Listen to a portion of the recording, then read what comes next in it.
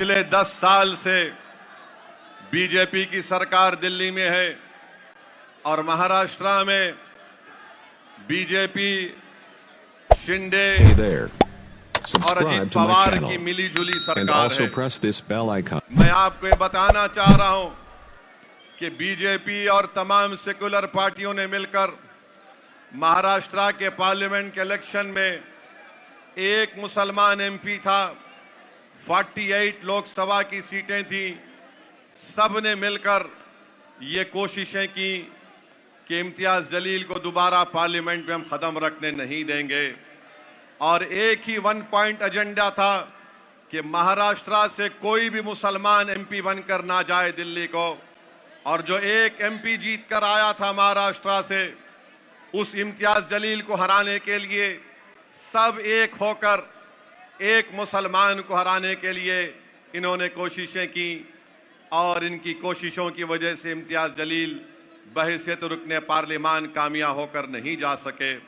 मेरी आपसे गुजारिश है कि जमहूरियत में अब हमको इस विधानसभा में अपने इत्तेहाद की ताकत पर हमको अपने मंजलिस पार्टी के उम्मीदवारों को कामयाब और कामरान करना है। मेरे बुजुर्गों, मेरे नौजवान साथियों, आपको ये याद होगा कि जब कभी भी मंजलिस इलेक्शन लड़ती है, मंजलिस के खिलाफ ये इल्जाम लगा दिया जाता है कि मंजलिस फलां की टीम है, मंजलिस के लड़ने से वोट काटे जाते हैं।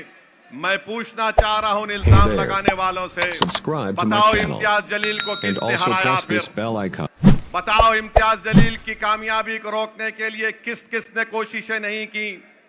एक इम्तियाज जलील था जो पूरे महाराष्ट्र के दलितों के, मुसलमानों के, मजलूमों की आवाज भारत की लोकसभा में गूंजती थी और उस एक आदमी को हराने के लिए इन तमाम लोगों ने, तमाम पार्टीज ने मिलकर एक मुश्तरका मंसूबा बनाकर इम्तियाज जलील को शिकस्त देने के लिए उन्होंने कोशिशें की।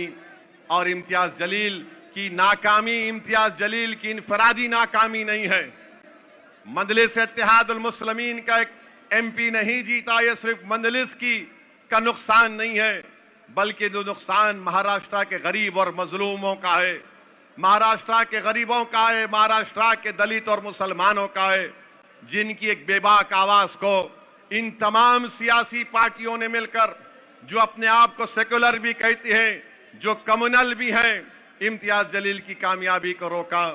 तो मेरी आपसे गुजारिश है कि आने वाले विधानसभा और असेंबली के इलेक्शन में आप लोग जमहूरी तरीके से एक एक वोट का इस्तेमाल मंजलिस इत्तेहादुल मुस्लिमीन के हक में करिए। जो ताकतें, जो पार्टी हमको इल्जाम लगाते हैं, मेरा उन तुमसे एक ही सवाल है, इम्तियाज जलील को तुमने क्यों हराया? तुमने मिलकर इम्तियाज जलील को हराया।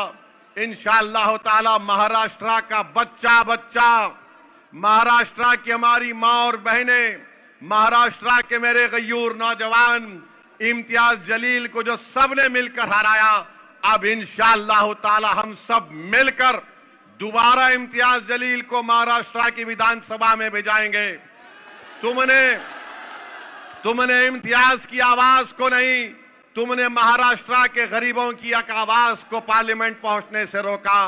अब इंशाअल्लाह ताला महाराष्ट्र की विधानसभा में इम्तियाज जलील जाएगा। किसी की भी सरकार होगी, इम्तियाज जलील तुम्हारी नींद हराम करके रखेगा इंशाअल्लाह ताला।